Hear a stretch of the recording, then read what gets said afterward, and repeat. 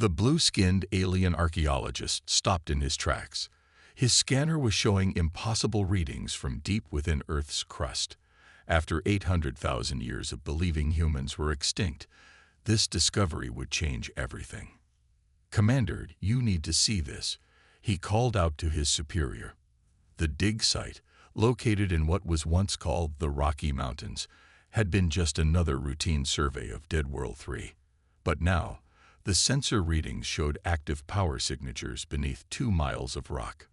The commander walked over, his 4 eyes blinking in sequence as he studied the readings. "Impossible," he muttered, adjusting his environmental suit. "These energy patterns, they're artificial, active, after all this time." Within hours, the small archaeological team had become a full excavation operation. Federation mining drones cut through the ancient rock with precision lasers, following the energy signature down to its source. What they found stunned them all. A massive metal door, perfectly preserved, with a symbol they had seen in ancient ruins across the planet. The United Nations logo of old Earth. The Federation's top scientists arrived within days. They gathered around the door, their various alien forms reflected in its still shining surface. Despite their advanced technology, it took them 3 full days to crack the security systems and open the entrance. Behind the door lay humanity's greatest secret. Row after row of cryogenic pods stretched into the darkness, each one powered by what appeared to be a miniature fusion reactor. The pods were still running, still active, still preserving their precious cargo. "Life signs," shouted one of the medical officers, his tentacles waving in excitement. "They're alive. The humans. They're all alive." In Pod A001, the first stirrings of consciousness began to surface in James Miller's mind. The cryogenic fluid in his pod started to drain, and complex medical systems began the careful process of reviving him. The Federation scientists watched in amazement as color returned to his skin and his vital signs strengthened. The pod's glass cover lifted with a soft hiss. James opened his eyes for the first time in 870,000 years, his military training kicking in immediately as he assessed his surroundings. He found himself staring at creatures he had only seen in science fiction movies, aliens of various shapes and sizes, all watching him with equal fascination. "Hello," James said calmly, his voice rough from centuries of disuse. "I assume quite some time has passed." The universal translator, the alien's war, took a moment to process the ancient human language, then relayed his words to the stunned audience. The commander stepped forward. "I am Commander Blacks of the Galactic Federation. By our calendar, it has been 870,000 years since human civilization was thought to have perished.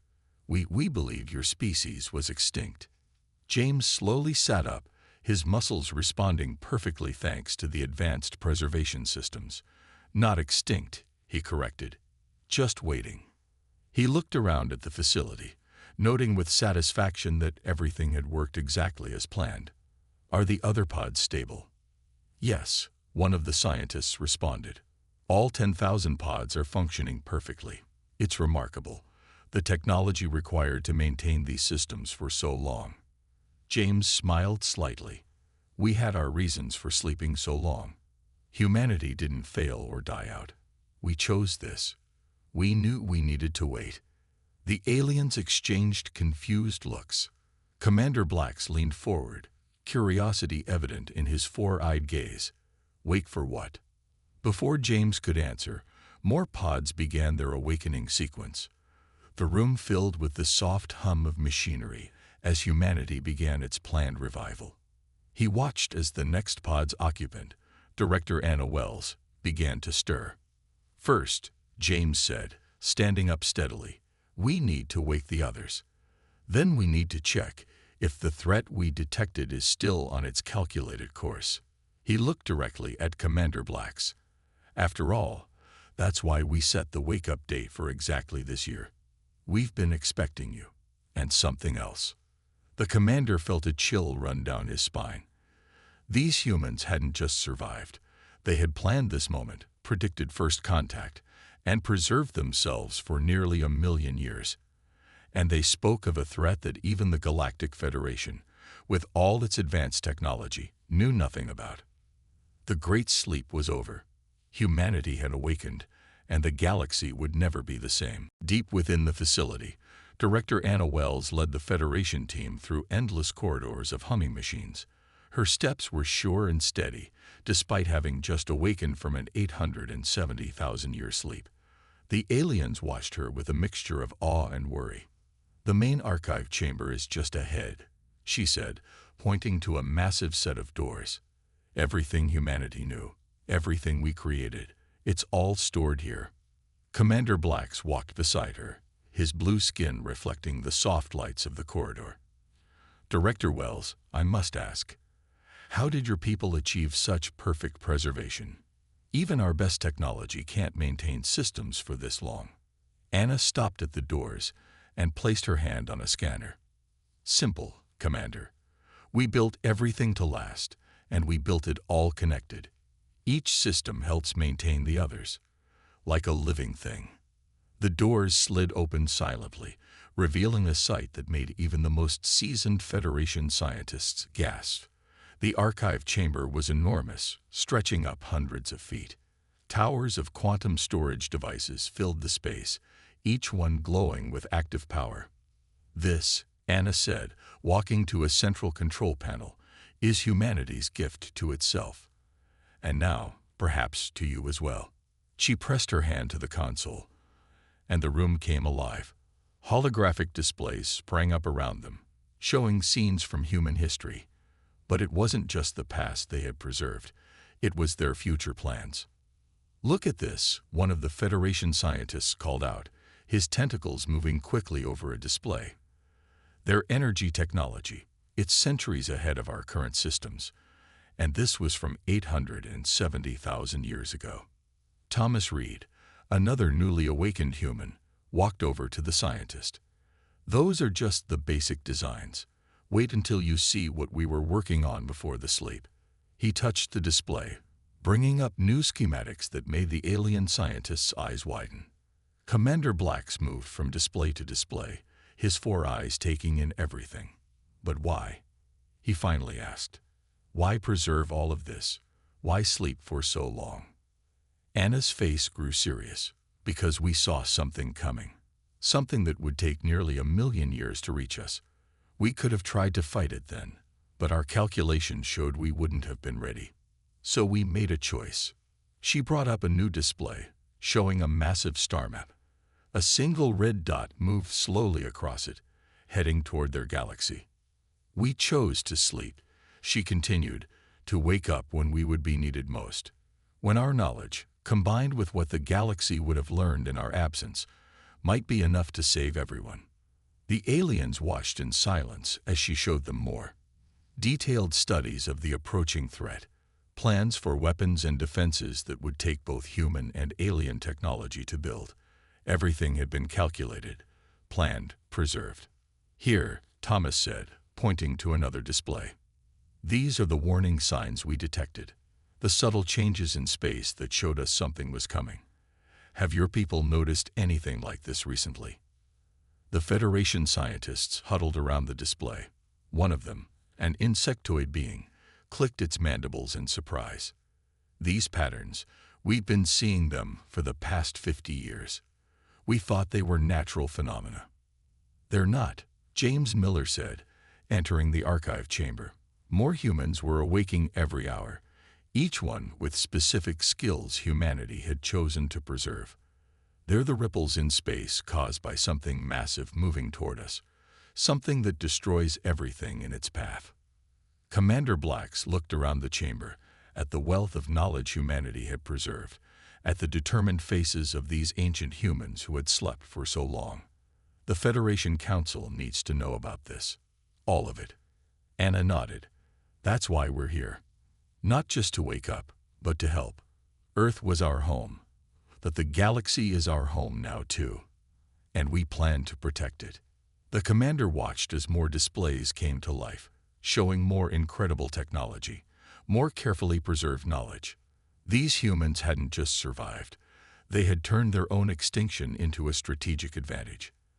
They had slept through the ages, waiting for the right moment to help save a galaxy that hadn't even known they were still alive. And now they were awake, ready to share everything they had preserved. The question was, would the galaxy be ready for what humanity had to offer? The Federation Council chamber was in chaos. Hundreds of alien representatives from across the galaxy shouted and argued. The news about humanity's awakening had sparked the biggest crisis in Federation history. Council member Rek, a tall gray-skinned alien, stood at the center of the chamber. "These humans are a threat," he shouted, his voice cutting through the noise. "They hid themselves away, preserved weapons and technology we know nothing about. How can we trust them?" High Counselor Blacks, recently promoted for his handling of the human discovery, raised all four of his hands for silence. "I have spent time with these humans. They preserved themselves to help us, not harm us." The chamber's massive screens showed images from the Earth facility. Humans working alongside Federation scientists, sharing knowledge, explaining their technology. But for many council members, this only caused more fear. "Look," Rek pointed at the screen. "Yesterday, one of them showed our best engineers how to improve our fastest ships. Technology we spent thousands of years developing, and they casually tell us it's inefficient." A small bird-like council member fluttered up. "But isn't that exactly what we need? If what they say about the approaching threat is true." "If," Rek interrupted. "They sleep for nearly 1,000,000 years, then wake up and immediately tell us doom is coming. How convenient." In a private chamber above the council floor, James Miller and Director Anna Wells watched the debate. They stood with High Counselor Blacks' aide, watching the political storm they had created. "They're afraid," Anna said quietly, "just as we predicted they would be." James nodded. "Fear is natural. We planned for this too." He turned to the aide. "It's time to show them the proof." Down in the chamber, High Counselor Blacks received a message. He read it quickly, then pressed a button on his podium. The chamber's screens changed, showing new images. "Honored council members," he announced, "the humans have given us access to their long-range sensor data. These are readings from their deep space monitors, which have been running for the past 870,000 years." The room fell silent as the data played across the screens. Clear, undeniable evidence of something massive moving through space, destroying everything in its path. The human sensors had tracked it across millions of light years. "Our own scientists have confirmed this data," Blacks continued. "The patterns match exactly with anomalies we've been detecting. The humans saw this coming when even our civilization was young. They didn't hide from us. They waited for us." Council member Rek wasn't finished. "So we should just trust them. Give them full access to our worlds, our technology."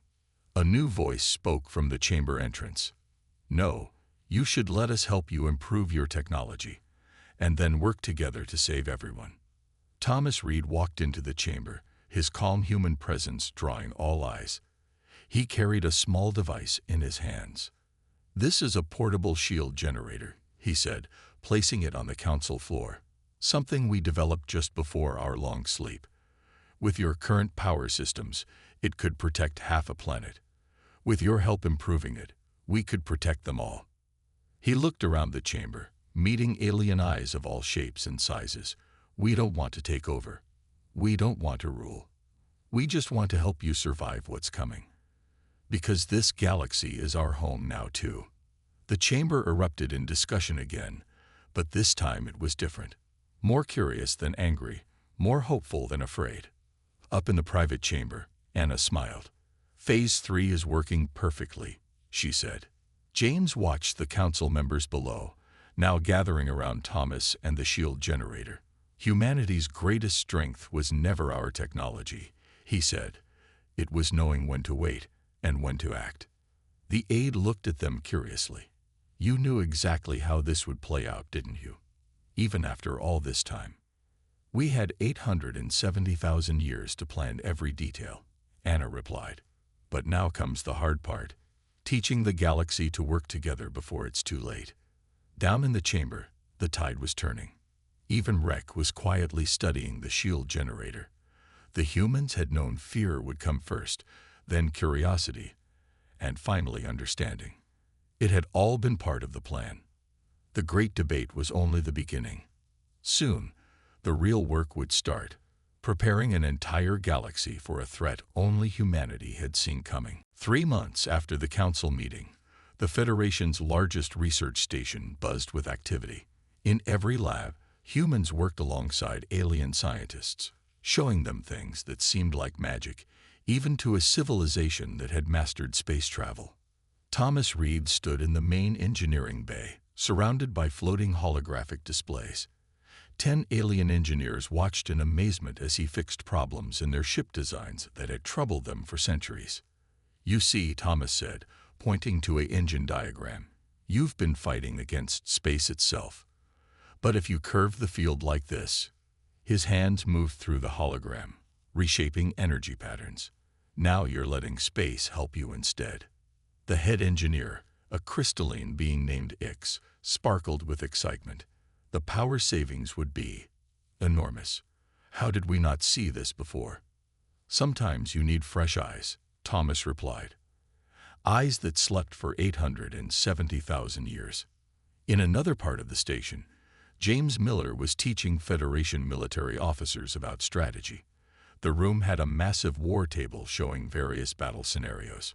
"Your tactics are good," he said, moving holographic ships around. "But they're predictable. Sometimes the best move isn't the most logical one." "But predictability means reliability," one officer argued. "Your suggestion to randomize shield frequencies seems chaotic." James smiled. "Chaos can be a weapon. Watch."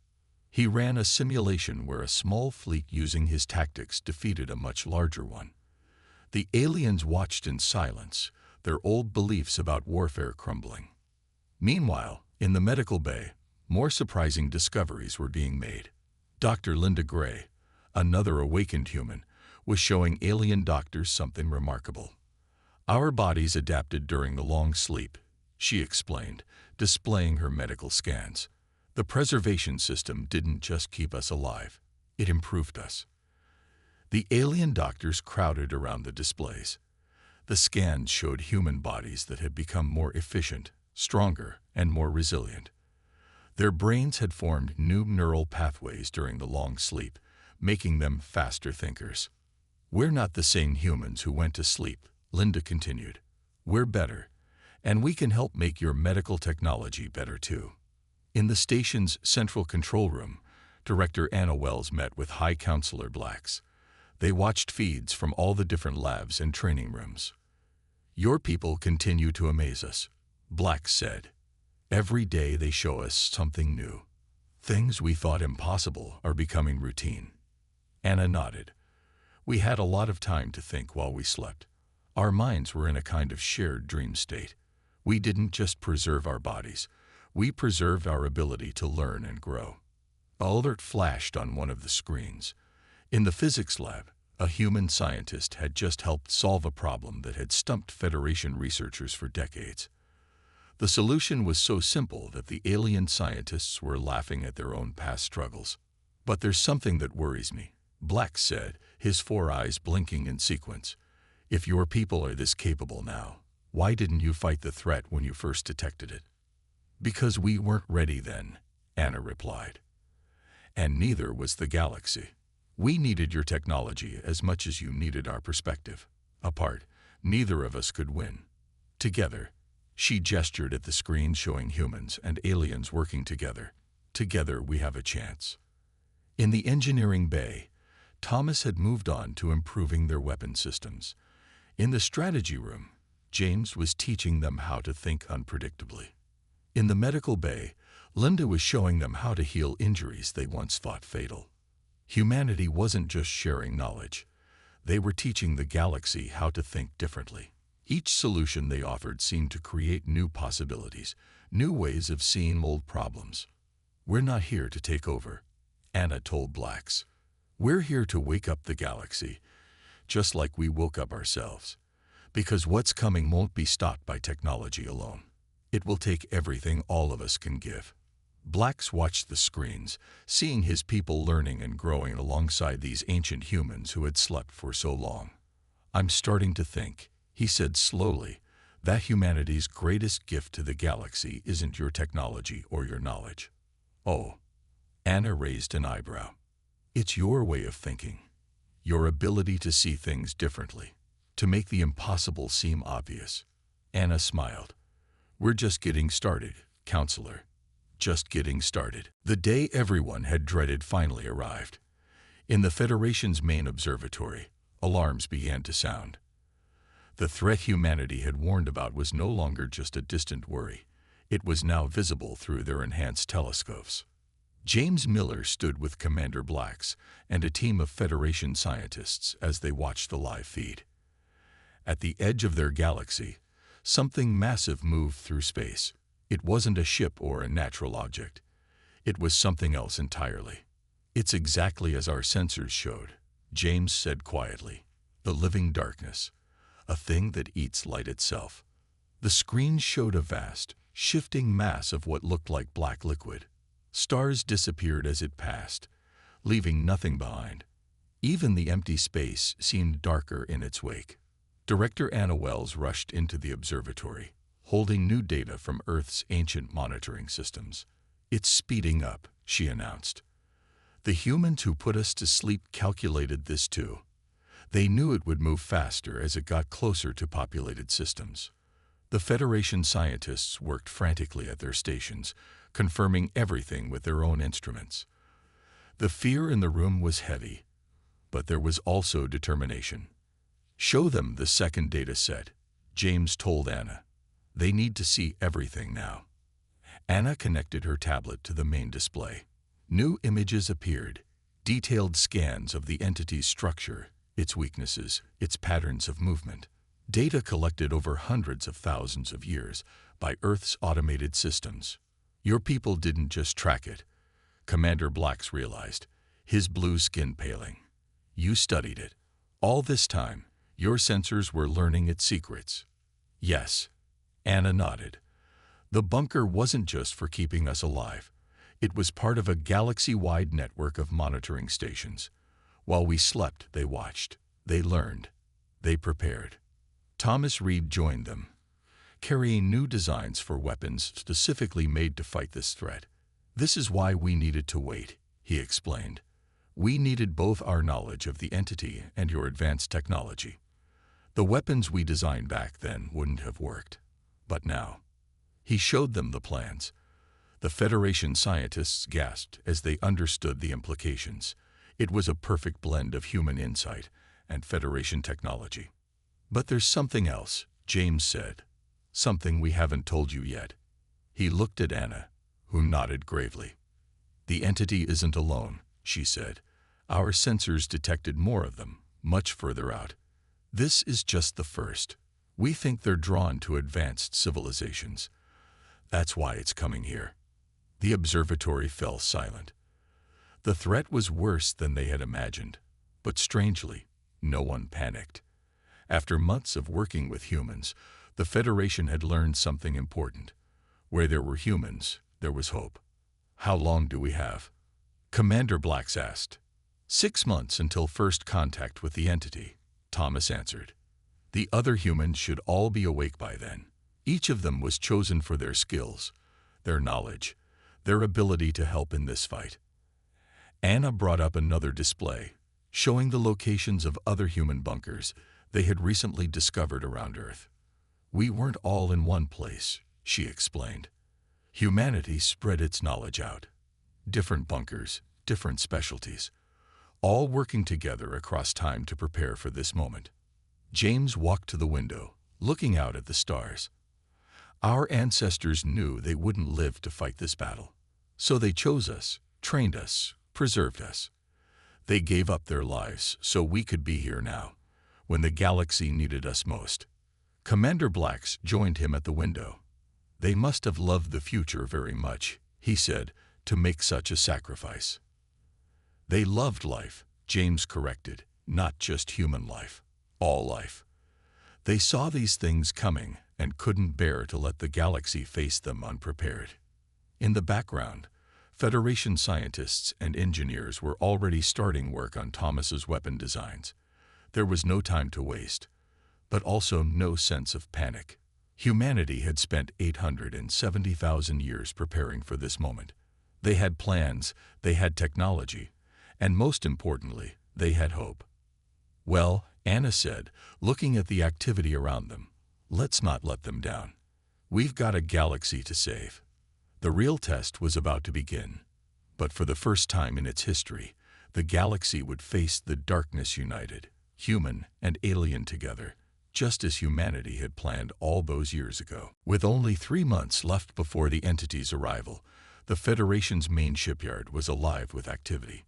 Massive ships under construction filled the space, each one carrying weapons designed by humans and built with Federation technology. But not everyone welcomed this cooperation. Council member Rex stood before an emergency meeting of the Federation Security Council, his gray skin dark with anger.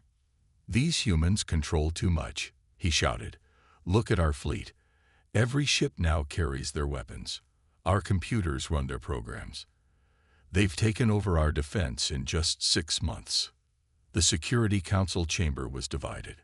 Half the members nodded in agreement with Rex, while others shook their heads in frustration. Thomas Reed walked into the chamber, uninvited. He carried a small black box. Without speaking, he placed it on the central table and pressed a button. A hologram appeared, showing the entity devouring an entire star system at the edge of the galaxy.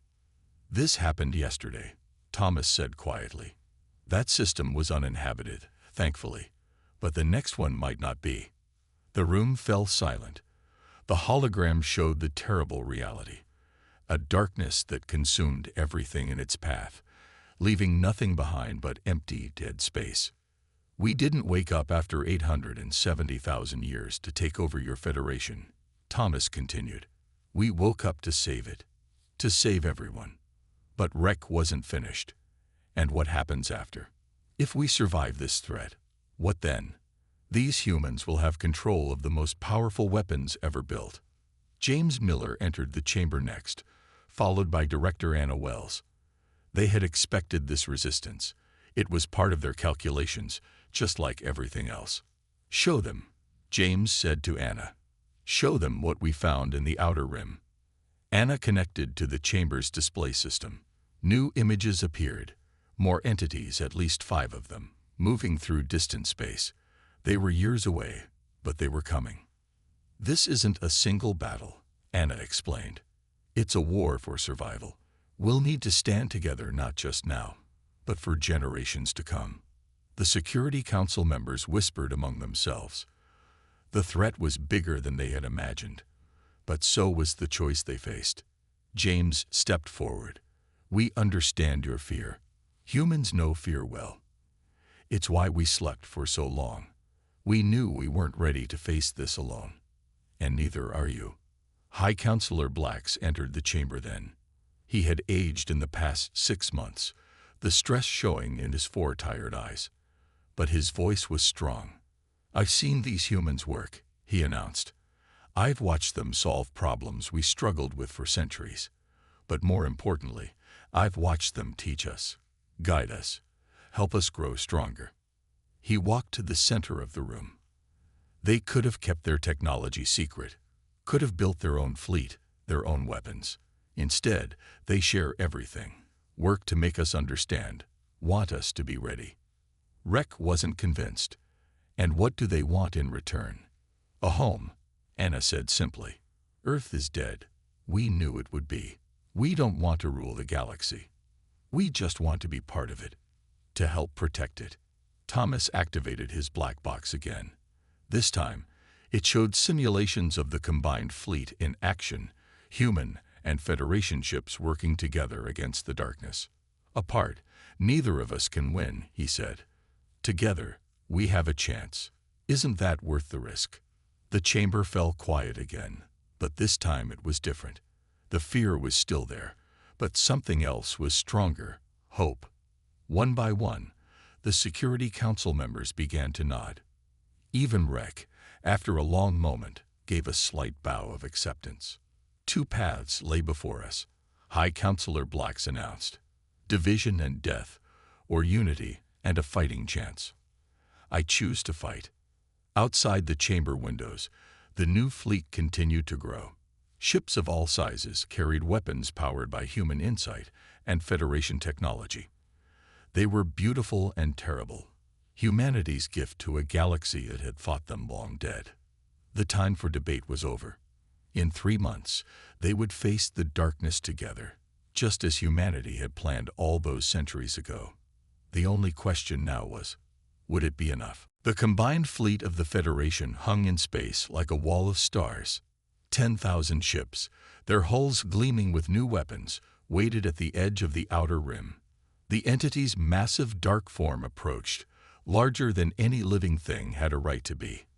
On the bridge of the flagship, James Miller stood with High Counselor Blacks and Commander Rek. Old differences had been set aside. Today, they fought as one. All ships report ready. Thomas Reed's voice came through the comm system.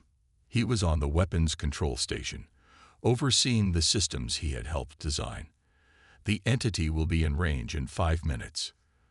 Director Anna Wells worked at her station, monitoring data from Earth's ancient sensor network. It's bigger than we calculated, she reported. Almost twice the size we expected. The crew, human and alien together, watched their screens as the darkness grew closer. Stars vanished as it passed, leaving empty void behind. The sight made even the bravest hearts beat faster. Remember your training, James spoke to the fleet. Don't try to fight it head-on. Let it come to us. The trap is set. For 6 months, they had prepared this moment. The weapons weren't just guns and energy beams. They were a complex web of technology designed to turn the entity's power against itself. 3 minutes to contact, Thomas announced. The fleet's engine hummed, holding position. They had one chance to get this right. Look, Anna said suddenly, pointing to her screen. The entity, it's changing shape. It's never done that before. The massive darkness stretched and twisted, forming something like tentacles. It had sensed the fleet. For the first time in its long journey, something was standing against it. All ships, hold position, James commanded. Let it come closer. Everything depends on timing. The entity's tentacles reached out, trying to grab the nearest ships. But they were ready. Shield generators, based on the one Thomas had shown the Council months ago, flared to life. The darkness couldn't touch them. Now, James shouted, spring the trap. 10,000 ships fired at once, but they weren't firing normal weapons. They were firing specially designed energy pulses. Each beam struck the darkness and began to pull, like hooks made of light. It's working, Thomas reported excitedly. The entity's own mass is being used against it, just like we planned. The darkness thrashed and fought, but it couldn't escape. More ships fired, more energy hooks latched on. They were stretching it, pulling it apart. All ships, full power, Commander Rek ordered. His earlier doubts were gone, replaced by fierce determination. The entity's surface began to crack, lines of light appearing in its dark mass. The combined power of human knowledge and Federation technology was tearing it apart. Look out, Anna shouted. Energy spike. The entity made one last attempt to fight back. A massive pulse of darkness shot out, heading straight for the flagship. But they were ready for this too. James pressed a button on his console, activating the final part of their plan. A special device, built in secret, created a field of pure light around the ship. The darkness hit it and shattered. All ships, final barrage, James commanded. Everything you've got. The fleet fired again, this time with weapons designed to fill the cracks in the entity's surface with pure energy. The darkness screamed, a sound that no one had ever heard before and hoped never to hear again. Then, in a flash brighter than 1,000 suns, the entity exploded. Where there had been darkness, now there was only light. As the light faded, the fleet hung in space, triumphant. Cheers erupted across every ship. Humans and aliens celebrated together, united in their victory. "We did it," High Counselor Black said quietly. "We actually did it." "We did," James agreed. "But this was just the first. There are more coming." Anna brought up a new display, showing the distant signals of other entities. "We have years before the next one arrives," she said. "Time to build more ships, improve our weapons, make the galaxy stronger." "Together," Commander Rek added, surprising everyone. He looked at the humans on the bridge. "Your ancestors chose well when they preserved you for this time." James smiled. "They believed in the future, in all of us, human and alien alike. And now that future is here."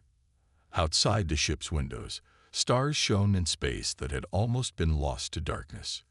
Humanity had awakened just in time, and the galaxy would never be the same.